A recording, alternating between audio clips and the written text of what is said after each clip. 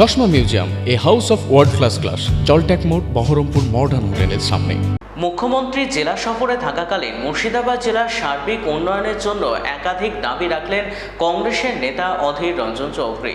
এদিন সাংবাদিক বৈঠক থেকে তিনি মুখ্যমন্ত্রীর কাছে দাবি রাখেন রেল কারখানা নির্মাণ, একটি ডোমেস্টিক এয়ারপোর্ট নির্মাণ, ভান্ডারদহ বিল সংস্কার ও ভাবতায় একটি গার্লস কলেজ নির্মাণের। কোথায় অনুপ্রবেশের ঘটনা ঘটছে আমার জানা না, শুনেছি ক্যাম্প হয়েছে, সেখান থেকে কিছু লোককে পুষব্যাক করা হয়েছে। বাকি অনুপ্রবেশ তো আর আলোচনা তেমন নেই বাংলায়। বরং আমরা পশ্চিমবঙ্গের মুখ্যমন্ত্রীকে যে দাবি করেছি এই জেলার পক্ষ থেকে, যে এখানে একটা রেল কোচ ফ্যাক্টরি হওয়া দরকার, তার ব্যবস্থাটা আমি প্রাথমিকভাবে করেছিলাম যখন আমি রেল মন্ত্রকে ছিলাম। এটা একটা বড় দাবি। আমি একটা দাবি করেছি, ভান্ডারদা বিল সংস্কার করা জরুরি। আমরা দীর্ঘদিন ধরে দাবি করছি মুর্শিদাবাদ জেলায় বহরমপুরে একটা ইউনিভার্সিটি করা হোক, যেটা এই জেলা বিরাট জেলা, এই জেলার জন্য এটা খুব জরুরি। তার সঙ্গে একটা দাবি করেছি যে এখানটায় ভাবতাই মহিলাদের কলেজ করার জন্য সেখানকার সর্বস্তরের মানুষ সহযোগিতা করে টাকা দিয়ে জমি কিনে রেখেছে, সেখানে কলেজটা এখনো পর্যন্ত হলো না।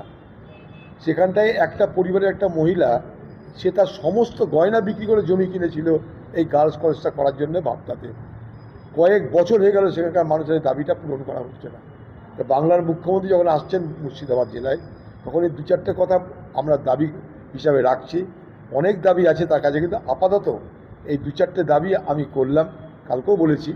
এগুলো তিনি যদি করেন তাহলে আমরা নিশ্চয়ই মুর্শিদাবাদ জেলার মানুষের কাছে অনেক কিছু দেওয়া হয় বলে মনে করি। একটা রেল কোচ ফ্যাক্টরি আরামসে করা যায়। এখানে আমাদের ছোট এয়ারপোর্টের দরকার আছে, এয়ার স্ট্রিপের দরকার আছে। যখন উড়ান প্রকল্পে নতুন করে প্রায় 30,000 কোটি টাকা মতো বরাদ্দ করছে কেন্দ্রীয় সরকার খবর অনুযায়ী, তখন মুর্শিদাবাদের একটা এয়ার স্ট্রিপ করা খুব জরুরি। এটা অনেক আগে আমি এই দাবি করেছি, আবার দাবি করলাম।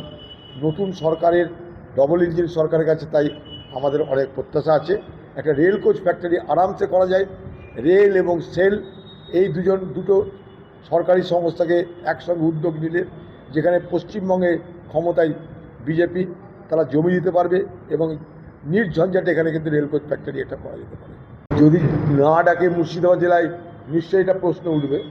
আমাদের জেলায় দুটোতে এমএলএ আছে, যদি না ডাকে তাহলে আমরা নিশ্চয়ই প্রতিবাদ করবো।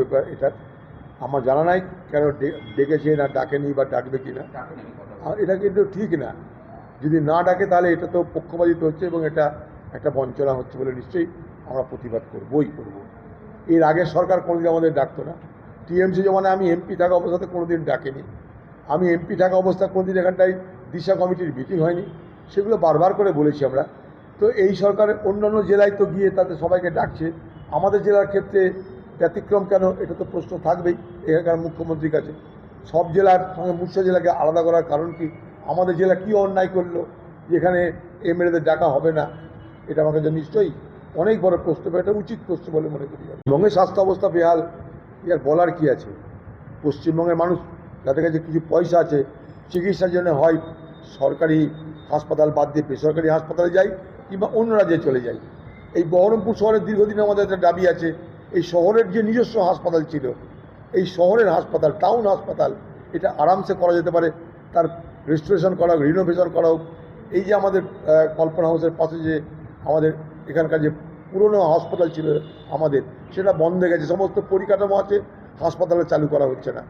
শহরের মানুষ এই হাসপাতালটা চালু হলে অনেক সুযোগ সুবিধা পায়, সেই হাসপাতাল চালু করারও দীর্ঘদিন আমাদের দাবি আছে।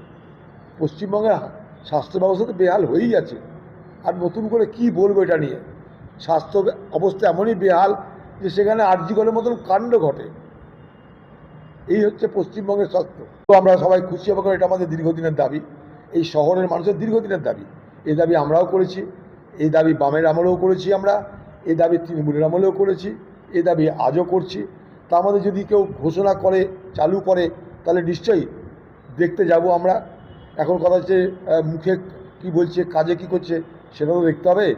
আর যেখানে মুখ্যমন্ত্রী নিজে আসছেন, সেখানে এখানকার বিধায়ক কী করে ঘোষণা করে দিচ্ছেন, এটা আমার মাথায় ঢুকছে না। আমরা তো চাবো মুখ্যমন্ত্রীর মুখ থেকে ঘোষিত হোক। মুখ্যমন্ত্রী আজকে রবীন্দ্র সদনে, সে যদি নিজে ঘোষণা করে যে আমি সদর হাসপাতাল চালু করছি, তাহলে মানুষের কিছুটা আশা ভরসা হবে। বাকি এমএলএ, তাকে মুখ্যমন্ত্রী বলেছে কিনা জানা নাই, তাকে মুখ্যমন্ত্রী অথরাইজ করেছে কিনা জানা নাই যে হাসপাতাল তুমি ঘোষণা করে দাও, সেটা আমার জানা নাই। যেটা জানা নাই সেটা বলতে হবে না। এমএলএ মুখ্যমন্ত্রী আছে, সে নিশ্চয়ই আপনাদের সাথে দেখা করবে, তার কাছে কি প্রশ্নটা করবেন। তবে এখানকার সদর হাসপাতাল চালু করার দাবি দীর্ঘদিনের, এই দাবি আমরা দীর্ঘদিন ধরে করেছি, বাম আমলে করেছি, তৃণমূল আমলে করেছি, আজও করছি।